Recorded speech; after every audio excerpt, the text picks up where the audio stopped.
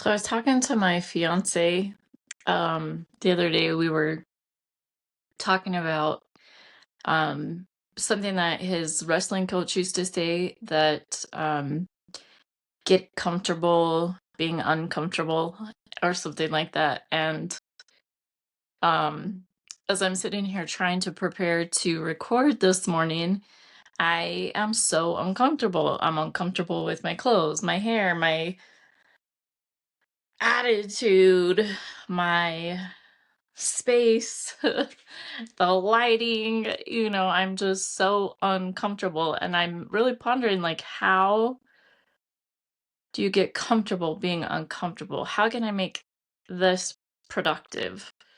And, I'm just sitting here thinking, like, what can I do to become more comfortable?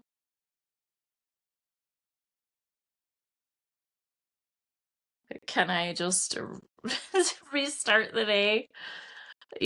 Start over? No, I cannot. So, how do we get comfortable with being uncomfortable? I think right now I feel like what I need to do is just push through that feeling and um, listen to the spirit. Uh, I know I'm feeling incredibly human today, incredibly flawed, incredibly uncomfortable. I I feel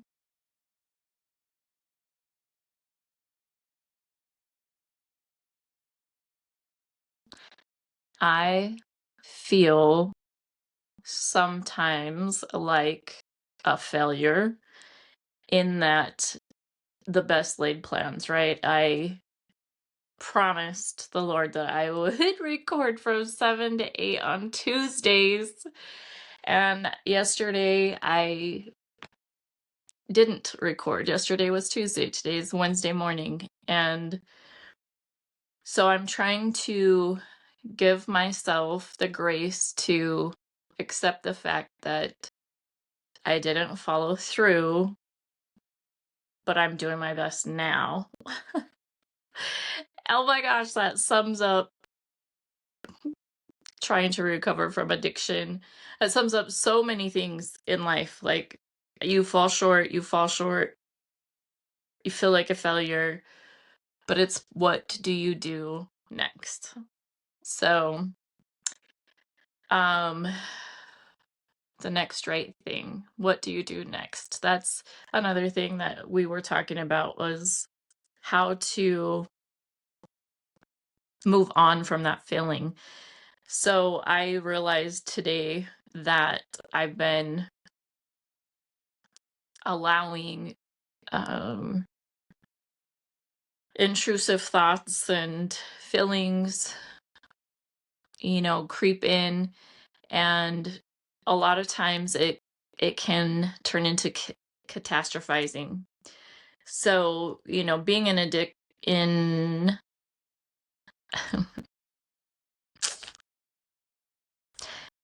having struggles with addiction means that, nope.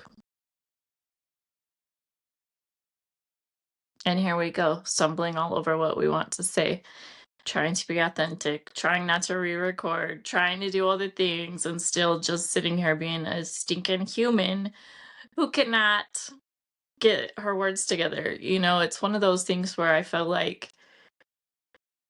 for years, Heavenly Father was telling me I needed to record a podcast. And I have fought it and fought it and fought it because I feel so vulnerable when I sit here with myself. And I'm afraid I'm not going to know what to say. And I want it to be authentic and all of those things. And yet you sit here and here we are again. Like, how do I know what I'm supposed to say? And then struggling through it. So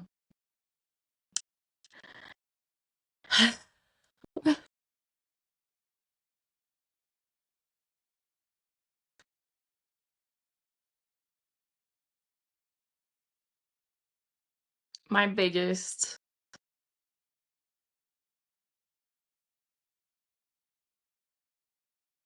the thing I want the most is to share what Heavenly Father wants me to share, things that will be beneficial for other people like me that are struggling, have struggled, continue to struggle, will struggle with some of the things that I've experienced.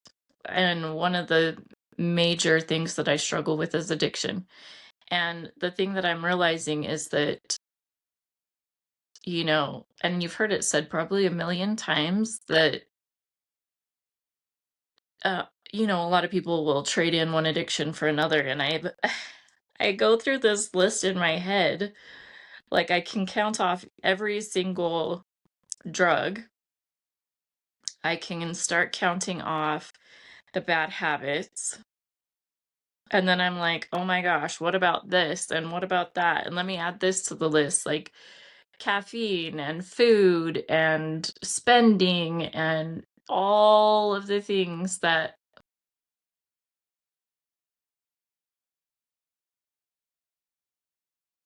my cat is now meowing loudly.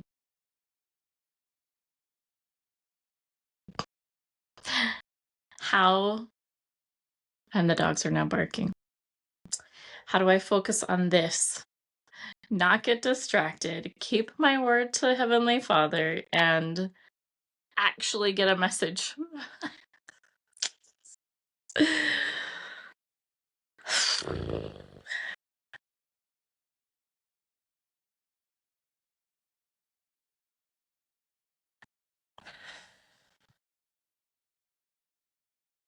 You just keep trying, I guess. Keep trying.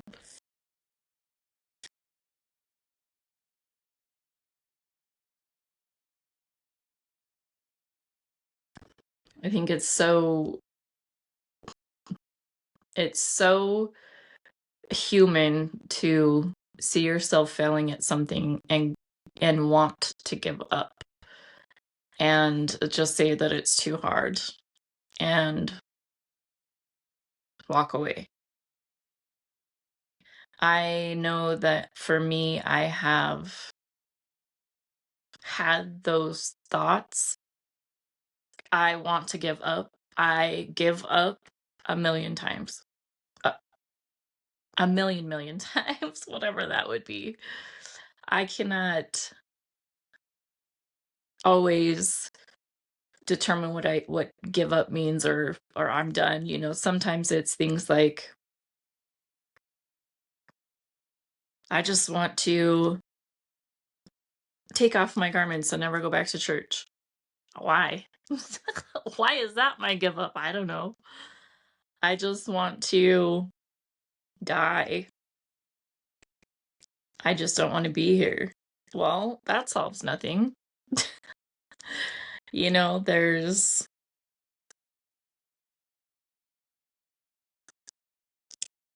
in relationships, this isn't easy. Being vulnerable, having conversations, this isn't easy. I just want to give up. Well, what does that mean? Giving up the person that I love, there's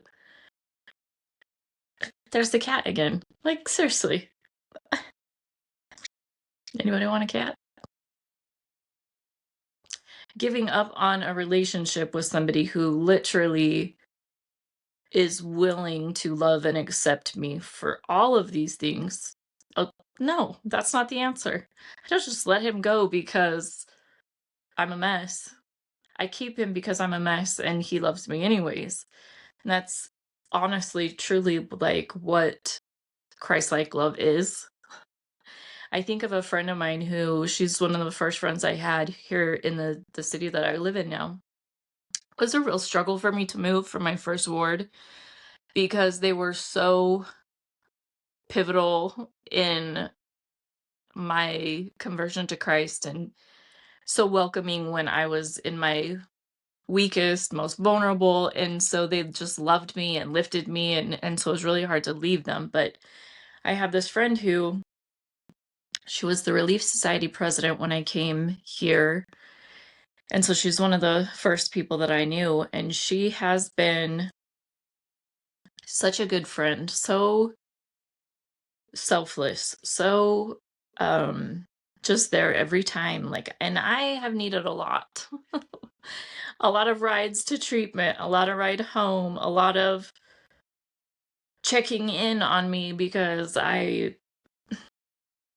just hit the darkness of depression, and she's been so consistent in just being there for me,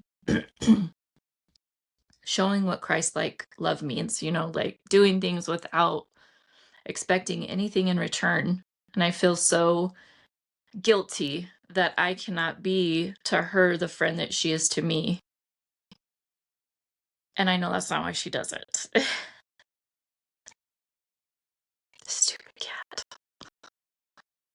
Here we are trudging along. Who knows if anybody will ever listen to this or get through it because it's so frustrating. And I swear I'm not going to hit stop and start re-recording because it's so frustrating. We're gonna get through this. Dig deep, determination, comfort with the uncomfortable. It kind of reminds me of my lessons in Relief Society. When I teach Relief Society, it's the most beautiful, empowering manifestation, I feel like, of Christ-like love, because I'm given this topic to share with these ladies who I love, who are also my sisters in Zion, who are just doing the best that they can. And so I'm supposed to share this message. And I feel like so many times I get more from those conversations than they do. So I walk away from a lesson and think that I failed miserably because, like, what did they get out of it? I got something, or that also reminds me of what one of my bishops had said to me.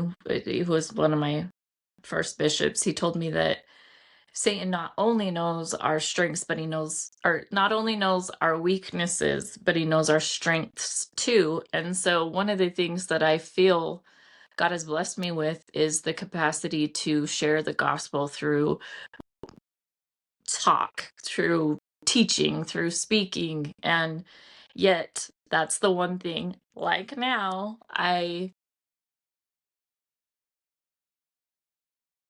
have a hard time accepting. I hear quite frequently that my talks were good, that the lessons were great. I post thoughts, feelings, blogs, videos, and I hear that that's what somebody needed to hear. And that's exactly why I do it, because I don't want my experiences to mean nothing. Yet I have all the doubts because Satan knows my strengths as well as my weaknesses. And so I think it is finding strength in those moments. So go back to the topic, the conversation, the quote, get comfortable being uncomfortable. Well, what can you do when you're uncomfortable but dig deep and to find the strength to persevere and to go on? Yeah, what else can you do? uh I feel like that's where I'm going to end the message today, and hopefully the feelings that I have of inadequacy, of nobody getting anything out of this, um, will prove to be untrue.